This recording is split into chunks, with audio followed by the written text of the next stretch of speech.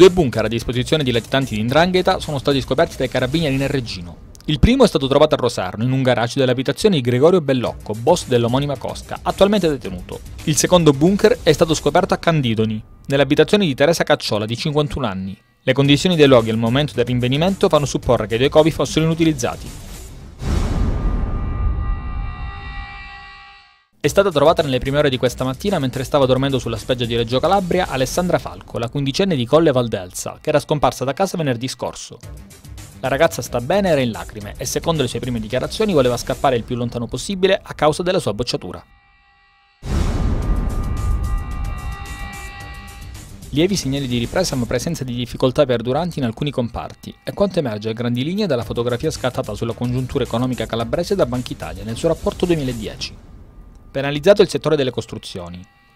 Del 2,2% il calo degli occupanti, sia tra i lavoratori dipendenti che tra gli autonomi. Oltre 127.000 euro sono stati vinti a Catanzaro con il 10 e l'8 grazie a una giocata da 4 euro. Il fortunato scommettitore ha indovinato 9 numeri su 10, puntando sull'estrazione del gioco di sabato scorso. La vincita è stata conseguita nella ricevitoria di Maria Mirante sul corso Mazzini nel pieno centro della città.